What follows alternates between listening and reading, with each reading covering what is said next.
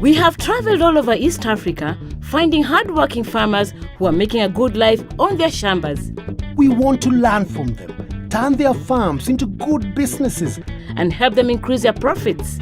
Join us and see how our farmers benefit from the experts' advice. And share their experiences as we shape up their shambas. Karibu to the Shamba Shape Up Safari.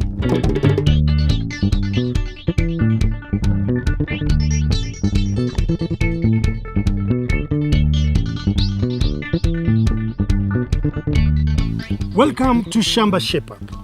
This week we are visiting two shambas we have already shaped up. And we are bringing them new experts. First, we are starting with a shamba in Tanzania. So take a look while we go visit the second shamba, which is in Nakuru in Kenya. It will be very interesting to see how they are getting along. So see you later.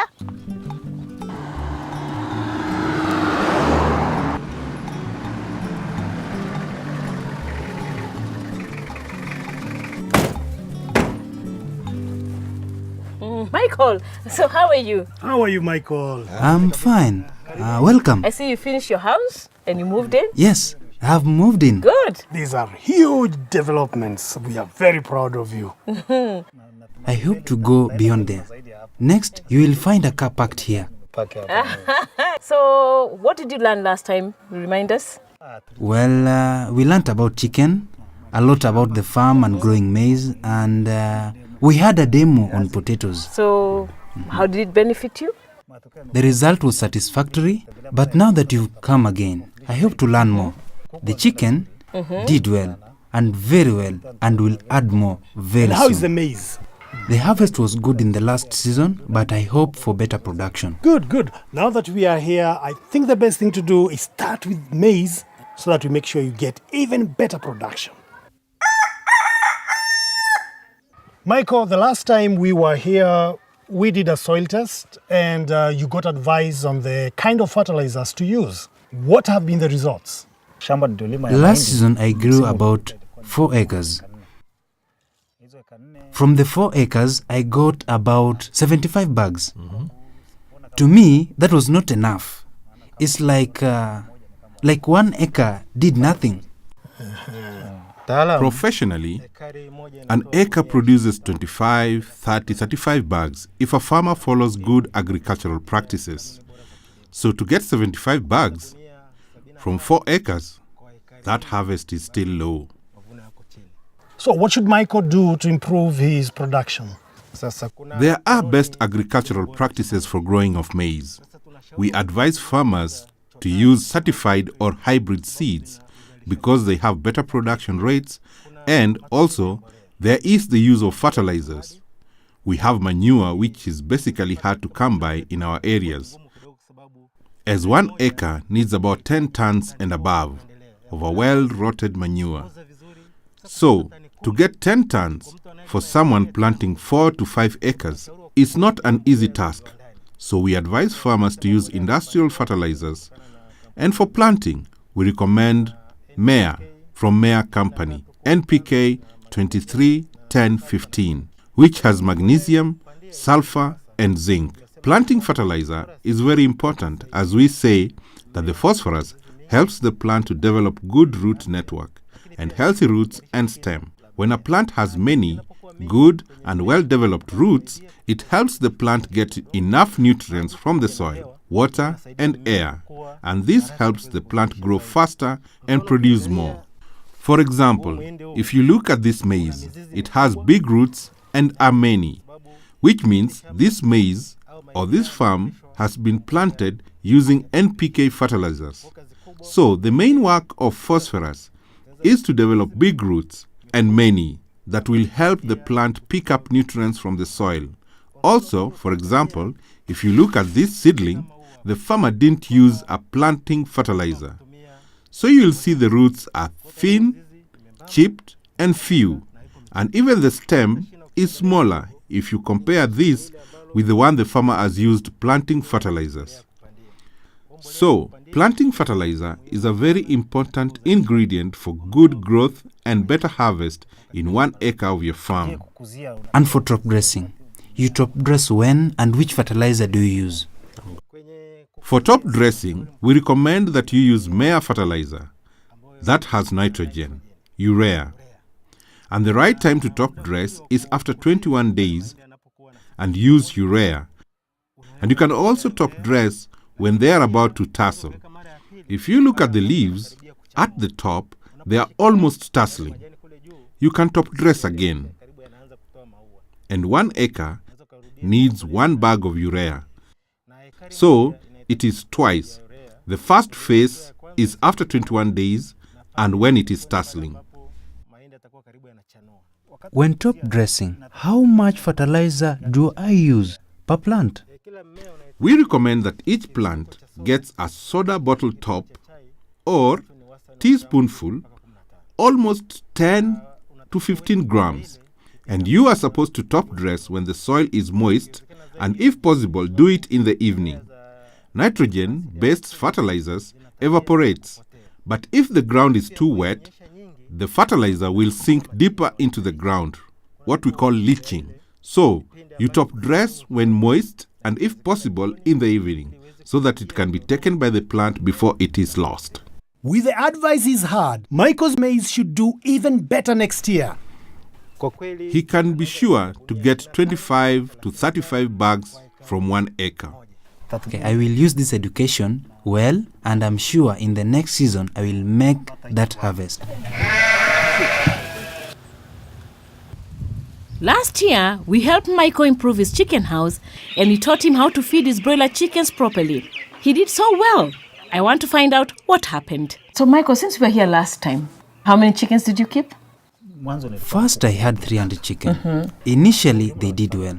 Because of the 300 chicks, none died. Now I'm hoping to bring in new ones. I want to keep these birds. I want to bring in 400. So Michael, please explain to us how your vaccination regime was like. I only vaccinated my broilers once when they got to 7 days. Mr. Expert, did you do it well? Michael needs to vaccinate twice. When they got in, he was supposed to vaccinate against Newcastle on week 1, then week 2, Gumboro. And on the day of vaccination, he is supposed to withdraw water from his chicks for 1 to 2 hours, but he continues feeding them. Then he reconstitutes the medicine. The chicks will be thirsty and will want to drink. That is when he makes sure that all his flocks take the vaccine. As you can see, the shed is very clean. So does he vaccinate or does he not? He has to. He must continue to vaccinate. Diseases come from outside, can come with the people coming in, or equipments, feeders, or even the wind, or the people visiting. So there are many ways of getting infected. So it is important to vaccinate. Yeah, so and I notice he has local chickens outside. Does he vaccinate as well? It is good to vaccinate the traditional ones too.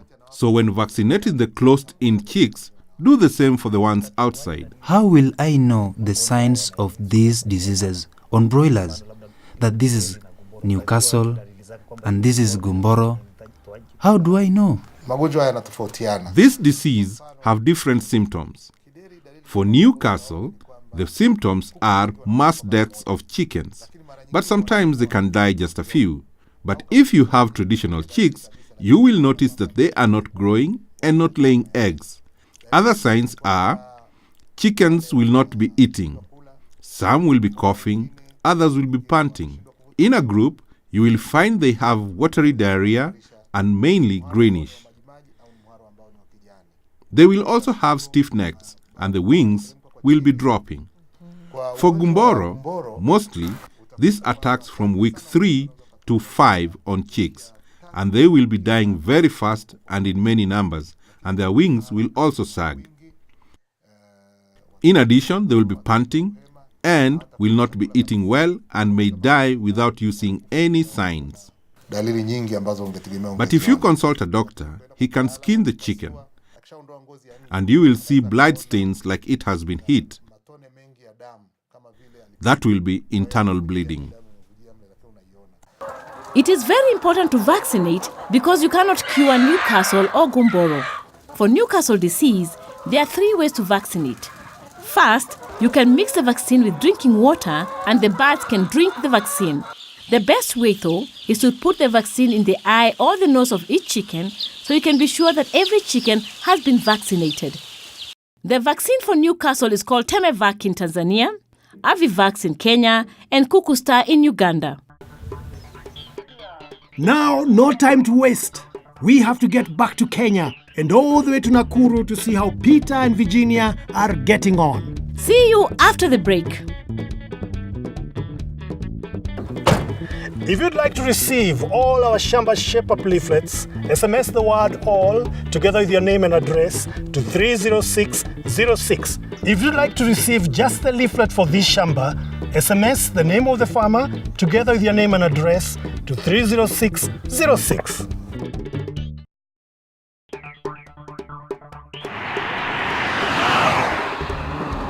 We are almost there. Relax. Last time we visited Peter and Virginia was 3 years ago, and I'm sure so much has changed. Let's go find out.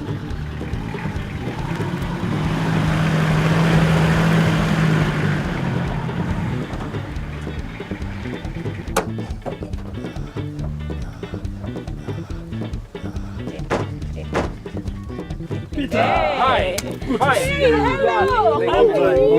So since last time, so have you been? We've been doing well since you left. Yeah, and I remember we had a birthday girl, where is she? Yes, Nancy. Nancy. Oh, she's not alone. Hi, Nancy. Hello, Nancy. How are you? Yeah, what's your name?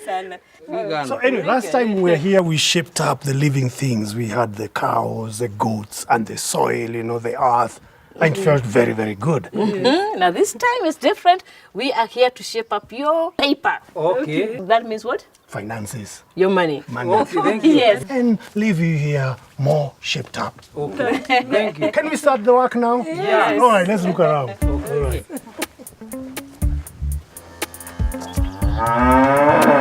Peter and Virginia have dairy cows, goats, a beautiful house, maize, and chickens. Everything looks good. Miriam, our financial expert, has been waiting for us. She's keen for our farmers to use their phones to manage the money they get from their dairy cows. You know, this is a new facility that has happened because of the revolution of the mobile phones. Yeah. Which services do you use, Virginia? M-Pesa. M-Pesa? Yes. Yeah. M-Shwari, where I borrowed sometimes later. I was told I'm not able to borrow that amount. That amount. You Yes. need to regularly save to increase the amounts that you can access. Yeah. And also, they look at your M-Pesa transactions. So they develop a credit history of you as an individual farmer. Okay. So your credit limit is based on your own transactions. Okay. They look at your transactions, then they set a credit limit. Okay. Yeah. You can lock your money, yeah, for a certain period of time, and they can give you an interest. So Miriam, could you please explain to us what is credit history? The credit history of an individual is decided by the number of transactions that you make with your M-Pesa account. Right. Also, whether you repay your loan, yeah, with the M-Shwari loan, if you take a loan and how you repay it. And for other loans also, like Okwa Jahazi, you know, it's also a credit of sorts for airtime. So if you also repay that, then you build your history with them. Okay. So it is very important to repay loans. Yeah, because it increases your rating. Okay. Yeah. If you default, let's say on paying a loan or a service, then you develop a very bad history for yourself. So next time you want to borrow a certain amount, you will just be rejected. As well as loans and savings, funds can do a lot of other things to make running of your business easier. I don't know if you know that you can actually make payments, like electricity payments, pay school fees. You can also raise money with your phone. You can go to M-Changa. Then you can also access insurance. You can also access solar power. There's some inconveniences also with the use of the mobile phone. Yeah. For every withdrawal, there's a charge. There's a charge that the mobile operators charge you for this service. You can also use your M-Pesa history to apply for a loan at a bank or a microfinance. In fact, you can get your transactions. Your M-Pesa history can be printed for you. There's a code that you can access and you can print your whole history. And somebody who wants to lend to you can see how you've saved over time, how much actually you transact on a monthly basis, and they can use this to determine whether they can give you a loan or not. It's amazing what you can do and get these days with just a mobile phone. You can use your phone to save, get a loan, or even get insurance.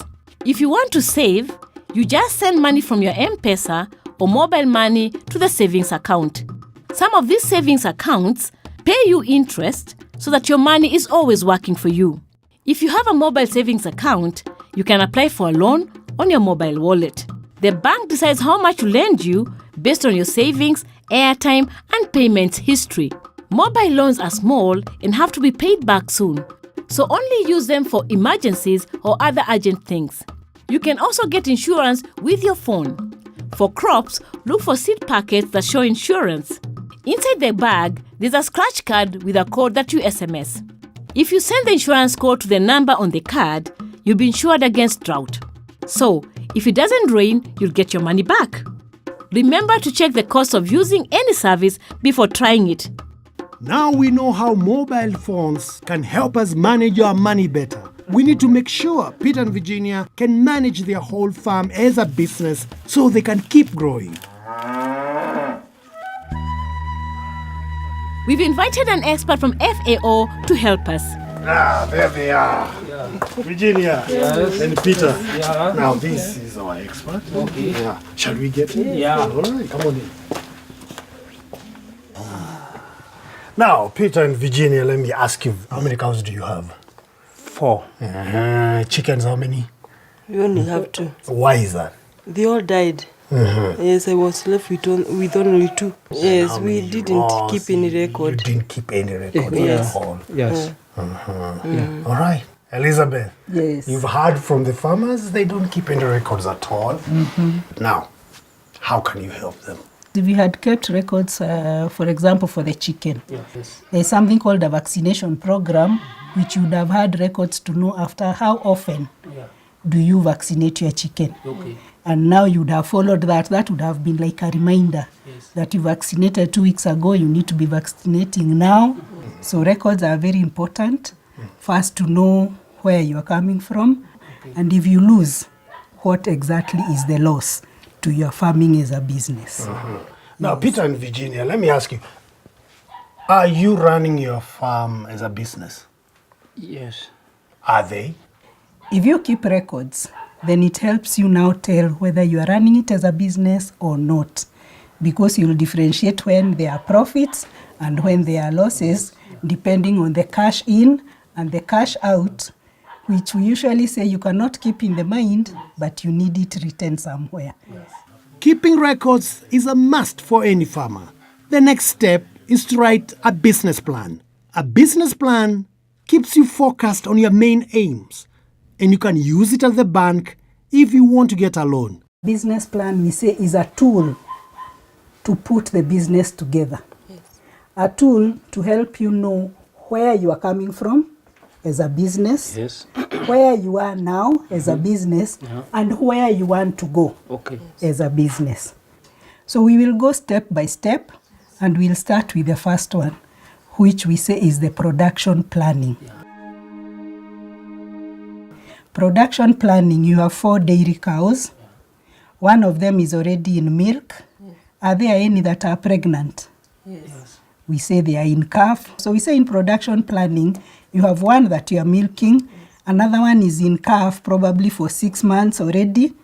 They are pregnant for 9 months. So another one probably 3 months already pregnant.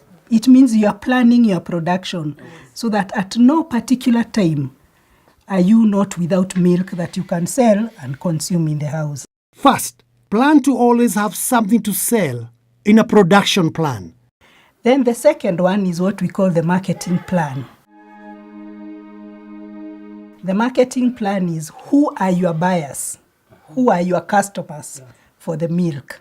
We call them the 4 P's so that you can remember. The price. It is very important.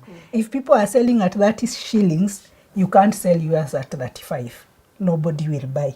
The other P is the product itself. Fresh milk from my own farm, and I milk myself. Then the other P we say is the promotion. How do people know that Peter and Virginia have milk? Clean milk, fresh milk on their farm. So either you are telling it in the church, or you put a poster outside your gate, fresh milk at 30 shillings. You are advertising your business. Then the last P is the place, the distribution. Will you deliver it to me? Let's say, for example, I as Elizabeth, I live around here and I want to buy milk from you. Will you deliver it to me, or will I come for it? So the 4 Ps we say is the marketing strategy, and how you combine them is also very important in your marketing. Second, plan your marketing. Price, product, promotion, place. Remember those 4 Ps. The last one, which is also very important, is the financial planning. The production will require money, the marketing will require money, so you have to know, do I have the finances as Peter and Virginia, or will I need to borrow the money, or from your own savings, if you have saved any, or a loan from the bank or a microfinance institution. So the financial plan is very important, and we say you project, you look at it, how much do you have and how much do you need for the whole business.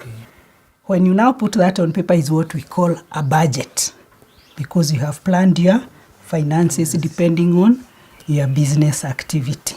Thirdly, plan your budget to borrow, save, or if you have enough money to run and grow the business. How can the rest of the farmers, for example, in this village, get that education from? Okay, you can get it from experts like the Food and Agriculture Organization. You can also get it from the agriculture people around you. And I'm sure even the program Shamba Shape Up can assist you. Shamba Shape Up can definitely help other farmers. Just send us an SMS with your question. Farmers, do your chicken have scaly legs? I know how you can fix that problem. See, my chicken are healthy. I joined Shamba and I receive free farming advice every week. If you want to join, send the word join to the number 21606 and they'll call you back. Naomi, it's wonderful to see both Shambas doing so well. Michael's chicken business is expanding. And with the experts' advice, Peter and Virginia's dairy business is set to grow. All's well. Off to the next Shamba. Shamba Shape Up is also online. Visit us at shambashapeup.com. Select the episode and click play. You can also visit Shamba Shape Up's Facebook page, where you can enter great competitions and also get involved in great discussions. Shamba Shape Up is also on Twitter at Shamba Shape Up.